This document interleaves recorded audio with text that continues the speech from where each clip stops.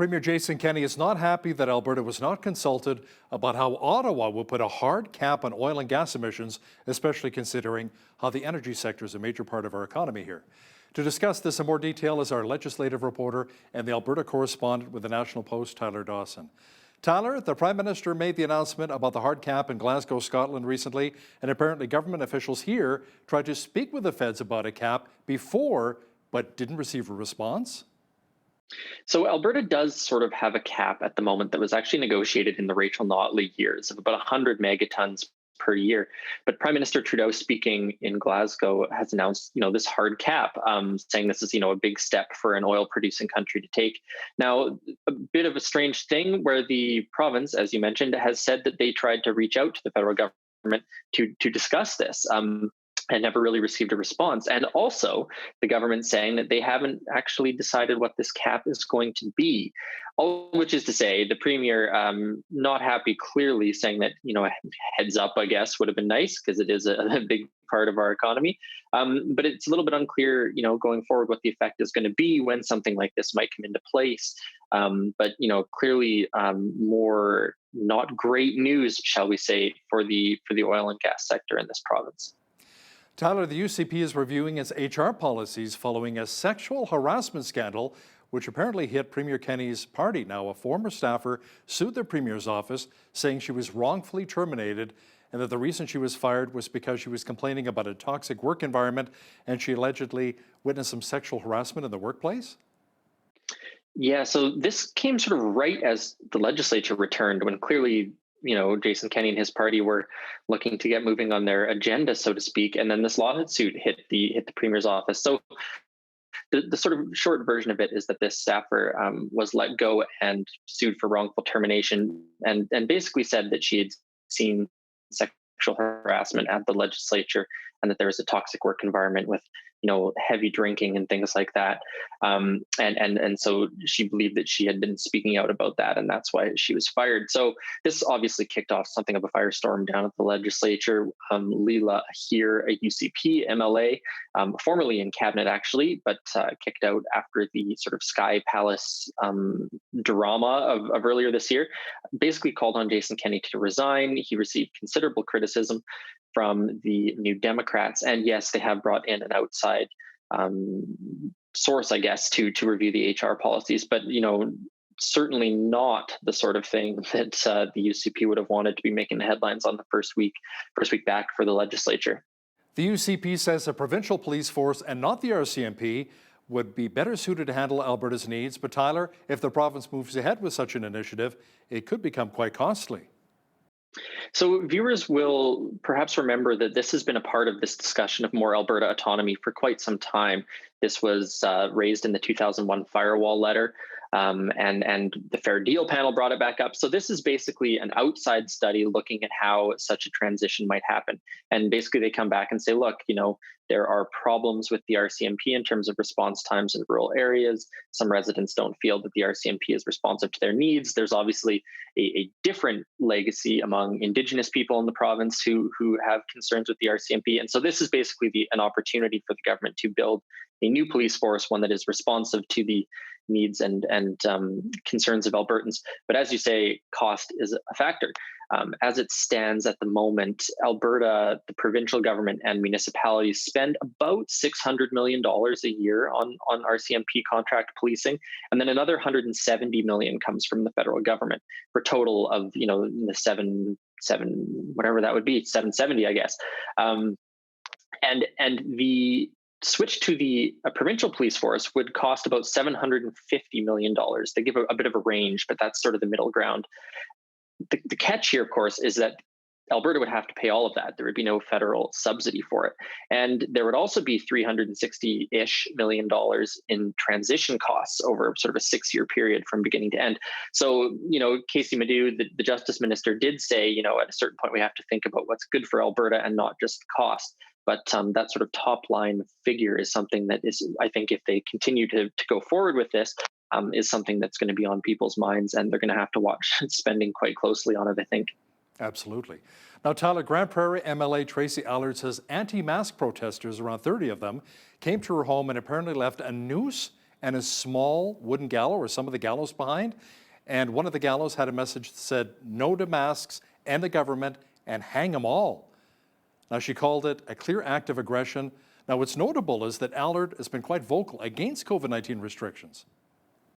Yeah, so Tracy Allard's the MLA up in Grand Prairie, which has, generally been a less, say, happy to see restrictions part of the province. And Tracy Allard was a signatory on that letter back in April, I think it was, that there was a number of UCP MLAs who basically called on the government to not institute more public health restrictions, sort of in the third wave. Big controversy at the time, but yeah. So it is interesting, of course, that Tracy Allard would be a target of this group of people, and obviously the sort of anti-mask protests they've not burned out. Of course, we saw back in the spring huge protests about this.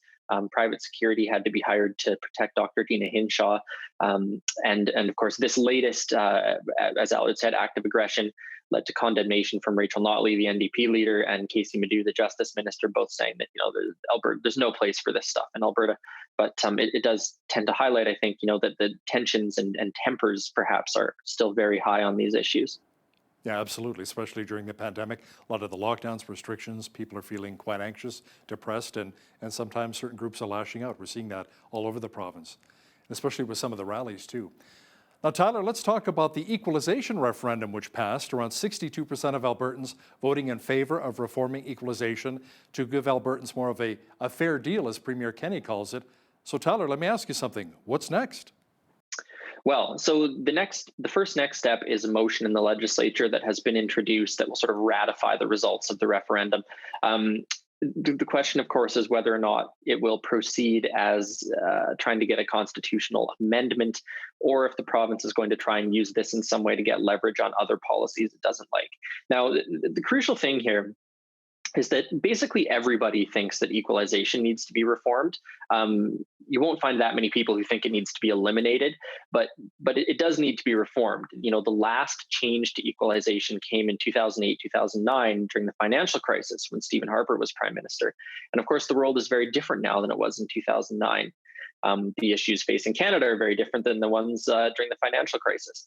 So there's this referendum on one hand, there's this program that probably needs reform on the other hand, and you have sort of Jason Kenney and Justin Trudeau in the middle, sort of brandishing their fists at one another over the referendum. So I think the open question actually is whether or not the Liberals are going to be responsive to this, regardless of the referendum, or if they're going to kick the can down the road. So it is, to be blunt, possible that nothing happens, Hal. But certainly the provincial government is hoping that there's going to be some sort of negotiation or discussion about some of these reforms, whether that's resource revenue reforms or Alberta getting more money back through some sort of other fiscal stabilization. But it frankly remains to be seen a little bit. It's funny, I chat with Brian Lilly. He's one of our regular contributors as well on our show, Political Report in Toronto.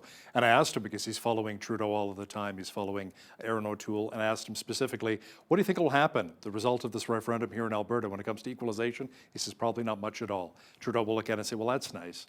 Tyler, Premier Jason Kenney, like many of our country's premiers, has been grilled in the legislature about his government's handling of the pandemic. But you know what? Our premier even apparently laid some of the blame on our province's Chief Medical Officer of Health, Dr. Dina Hinshaw. That is certainly how people have been talking about this. So, as you say, he's been grilled over the pandemic response. The New Democrats and some of the independent MLAs, Drew Barnes among them, have been calling for sort of an all-party committee that might look into the UCP's handling of the pandemic. So it's very much a live issue in the legislature right now. And this was on Monday, I think, when Kenney was being asked, who was in charge when you were on vacation in August? Why didn't you do anything as cases were beginning to climb towards the end of August? And the Premier's response was basically, Dr. Dina Hinshaw didn't make any particular recommendations at that time, so we didn't do anything. Kenney has said at other points in the pandemic that, sort of the buck stops with him. Decisions are made by politicians, not public health officials. So there was, some are seeing sort of a contradiction inherent there. and believing that he's sort of casting blame on Dina Hinshaw. And of course, it's worth probably pointing out at this point that we don't actually know what the advice is that Dina Hinshaw is giving the premier at any sort of given moment. This advice is not public.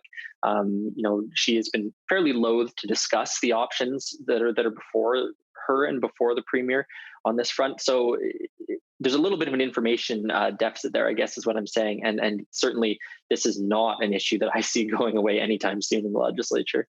Tyler, the province has introduced legislation to make it easier for out-of-province professionals to get accredited here. Now, the government said it would remove red tape and improve labor mobility. Tell me more. So this is part of the government's sort of overall red tape reduction strategy, and it's also part of the sort of broader, conservative strategy among premiers and to improve the sort of interprovincial trade and mobility issues. So what this would do basically is some of these professional bodies, say for a lawyer, for example, or an accountant or something like that, they'd have to set timelines for adjudicating these decisions, and they'd have to set up an appeals process. So, if someone got rejected, they would have a way to appeal this.